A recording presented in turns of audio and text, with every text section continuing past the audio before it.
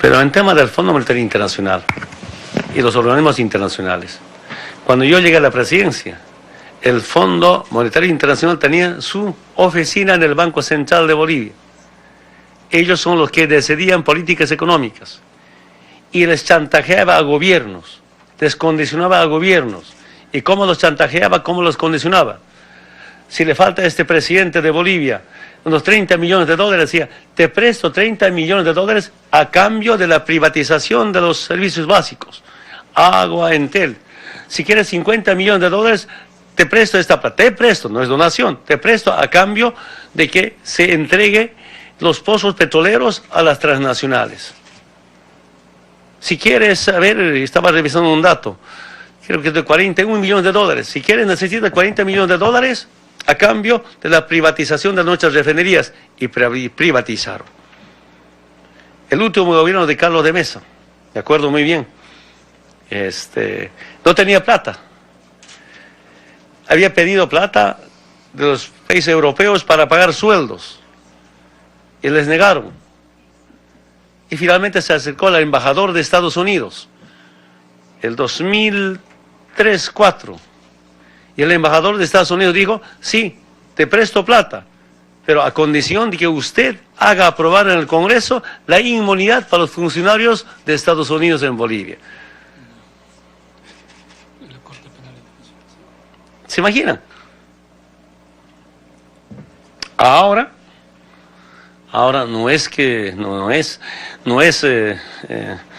no decide políticas económicas el Fondo Monetario Internacional.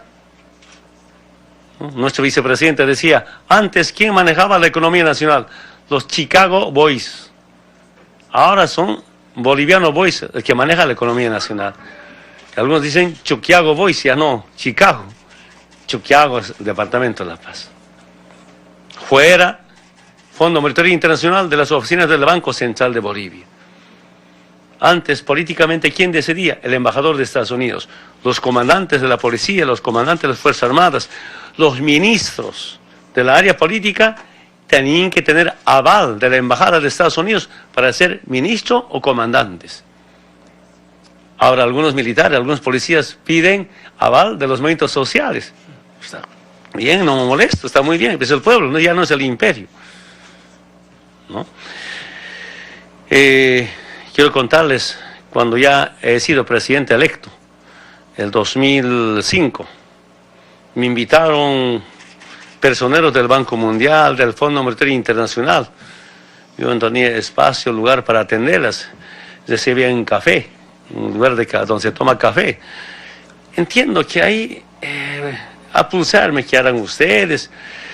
Un poco insinuaban someterme y aquí yo me ruegue, que me preste plata, que me regale plata. Yo dije, aquí nosotros vamos a decidir nuestras políticas económicas. Decidimos, se retiraron, se perdieron una temporada. Después de nacionalizar el 1 de mayo los hidrocarburos del 2006, y revisamos nuestros datos económicos en agosto, septiembre, había cambiado la economía nacional. De verdad, yo no soy profesional, no soy experto en finanzas, pero cuando con nuestro vicepresidente Álvaro revisamos, pues sobra plata. Ya no teníamos que prestarnos plata para pagar aguinaldos.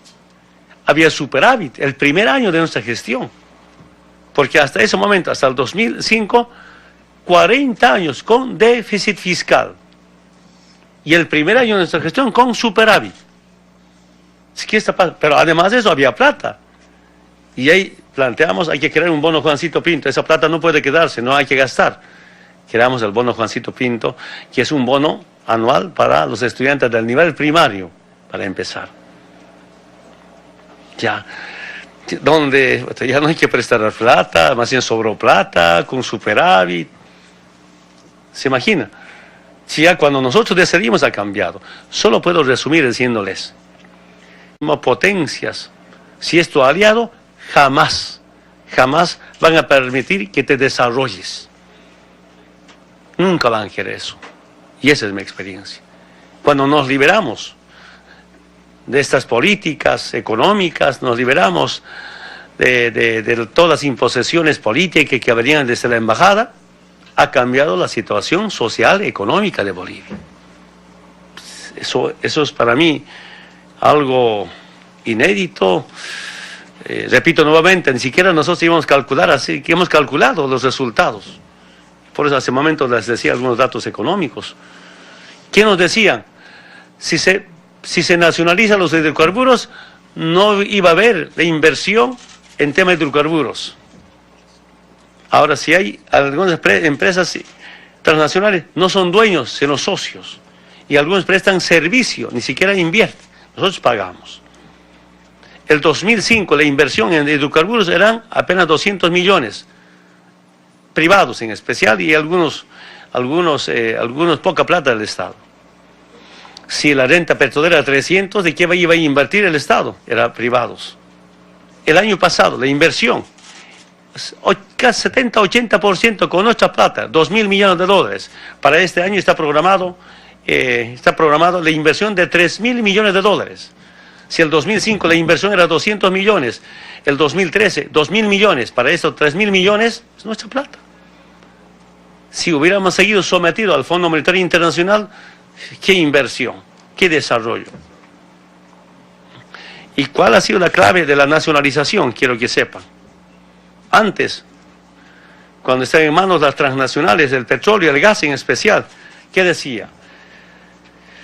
El titular, que es la transnacional petrolera, el titular adquiere el derecho de propiedad en boca de pozo. Cuando yo como dirigente reclamaba a los gobiernos, ¿por qué el gas no es nuestro?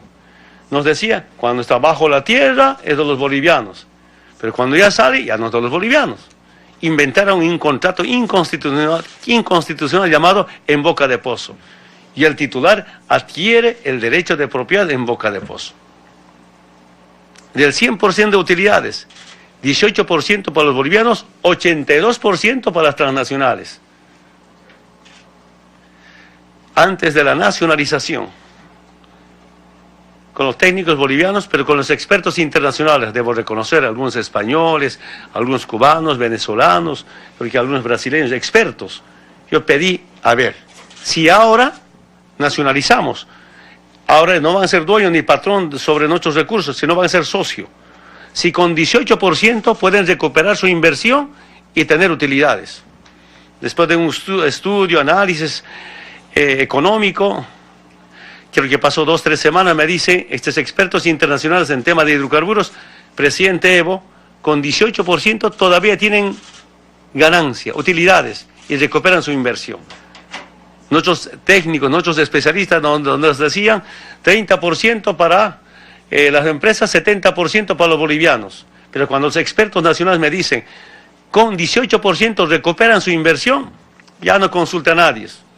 Esta historia sabe nuestro hermano vicepresidente. Preparamos el decreto supremo de nacionalización. Si quieren las transnacionales se quedan con 18%, ahora 82% para los bolivianos. Además de eso no hay ese en boca de pozo. Ahora el Estado controla dentro y fuera de la tierra del gas. Eso ha hecho, hermanas y hermanos periodistas, ha hecho cambiar la economía nacional. Totalmente ha hecho cambiar, ¿no? Y es falso que lo digan, que no habría inversión. Creo que era otra forma de amedrentamiento, chantaje al pueblo mediante las llamadas, que no va a haber inversión, que no va a haber, no van a estar los petroleros. En este momento, los 2-3, pero la mayor parte de las empresas prestan servicio y no son socios. Petrobras, Repsol sigue siendo socios. Es nuestra experiencia. Repito, no soy experto, pero obligado a entender, saber cómo mejorar nuestra economía.